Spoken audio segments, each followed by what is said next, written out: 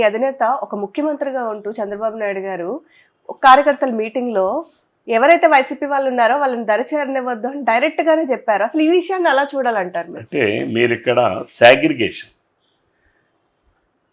ప్రజలకి మేమల్లా మా నాయకుడు ఏం చెప్పారు మా కార్యకర్తల సమావేశాల్లో అధికారం వచ్చేటప్పుడు కొంతమంది వైసీపీకి నిన్నటి వరకు తెలుగుదేశం పార్టీ నాయకుల్ని కార్యకర్తల్ని ప్రజల్ని హింసబెట్టినటువంటి వైసీపీ కార్యకర్తలు నాయకులు, ఎందుకంటే మేము ఆ రోజు కూడా చెప్పాం ఇప్పుడు చెప్తున్నాం, జగన్మోహన్ రెడ్డి ఒక సైకో అయితే ప్రతి గ్రామానికి కొన్ని సైకోలను తయారు చేశాడు. ఆ సైకోల తాలూకా ప్రభావం ప్రజల మీద ఉంది. కాబట్టి అటువంటి వాళ్ళని మీరు దరి చేయకండి. ఎందుకంటే మా దాంట్లో కూడా మా నాయకులు కార్యకర్తలు ఉంటారు, అన్నీ మర్చిపోతారు. వచ్చాడండి దా అని చెప్పి వాడిని ఎంటర్టైన్ చేస్తే మరి మా పక్కన నా గ్రామంలోనే మా కార్యకర్తలు మిగిలిన వాళ్ళు ఇబ్బంది పడరా? అది మా నాయకుడు చెప్పాడు తప్ప ప్రజలకి పనులు చేయొద్దని కాదు. ఇక్కడ వైసీపీ ప్రజలు, తెలుగుదేశం ప్రజలు, లేకపోతే కమ్యూనిస్ట్ ప్రజలను ఉండరండి. ప్రజలందరికీ ప్రభుత్వ కార్యక్రమాలు చేస్తాము, చెయ్యాలి, చేస్తాం. అప్పుడు ఒక రాజ్యాంగబద్ధ పదవిలో ఉన్నప్పుడు ఇలా మాట్లాడడం రాజ్యాంగానికి విరుద్ధం కదా? రాజ్యాంగానికి విరుద్ధం కాదు. అది మా పార్టీ సమావేశంలో, అది మా పార్టీ కార్యకర్తల సమావేశం, అదేమి ప్రభుత్వ కార్యక్రమం కాదు. ఈరోజు మీరు ఇక్కడ ఒక సన్నని గీత ఉంటుందండి, అదే మీరు గమనించుకోవాలి. మీడియా కూడా నేను విజ్ఞప్తి చేస్తున్నా, ఒక సన్నని గీత ఉంటుంది. ప్రభుత్వాది ఈరోజు నేను శాసనసభ్యుడిని, నేను ఈరోజు చట్టసభలో అసెంబ్లీలో మాట్లాడినా, లేదా ఒక జిల్లా పరిషత్ జనరల్ బాడీ సమావేశంలో మాట్లాడినా, లేదా ఒక కలెక్టర్ గారి రివ్యూలో మాట్లాడినా, మేము తప్పనిసరిగా పార్టీలు అనేటటువంటి భేదంతో మాట్లాడితే మీరు అనేది తప్పు, అది కరెక్ట్ అవుతుంది.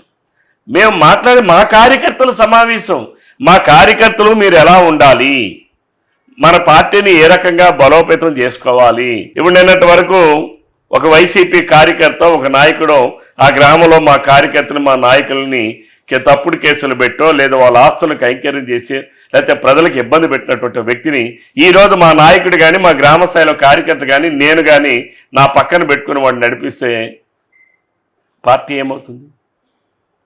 అక్కడ ఆయన మాట్లాడింది ఒక పార్టీ అధ్యక్షుడిగా, అది పార్టీ కార్యకర్తల సమావేశం. ఒక హాల్లో ఉండేటప్పుడు అక్కడే అసెంబ్లీలో మాట్లాడితే అది తప్పు, రాజ్యాంగ విరుద్ధం. లేదు ఒక పబ్లిక్ సమావేశంలో మాట్లాడితే రాజ్యాంగ విరుద్ధం. లేదు ఇంకెక్కడైనా కలెక్టర్స్ కాన్ఫరెన్స్లో మాట్లాడితే రాజ్యాంగ విరుద్ధం. అంతేగాని మా పార్టీ సమావేశంలో, మా కార్యకర్తల సమావేశంలో మా పార్టీ అధ్యక్షుడు, ఆయన ముఖ్యమంత్రి కాదు, ఆయన పార్టీ అధ్యక్షుడు, ఆయన మా పార్టీ అధ్యక్షుడు మా కార్యకర్తలకి సూచన చేశాడు. అందులో రాజ్యాంగ విరుద్ధమే ఉంది. అంటే ఇక్కడ సమస్య అంతా ఎక్కడ వస్తుందంటండి, రాజ్యాంగబద్ధమైనటువంటి రాజకీయ పార్టీలు కూడా రాజ్యాంగబద్ధంలో వచ్చినటువంటివే.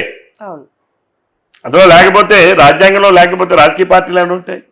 కాబట్టి రాజ్యాంగ ప్రకారం పరిపాలన ఏ రకంగా ఉండాలి, పార్టీది ఏ రకంగా ఉండాలన్న వ్యత్యాసం, ఆ విశ్లేషణ 195 మందిలో ఉండదు. కాబట్టి అది అవగాహన లేదు. కాబట్టి ఎవరో మాట్లాడుతుంటాడు, ఎవడో జగన్మోహన్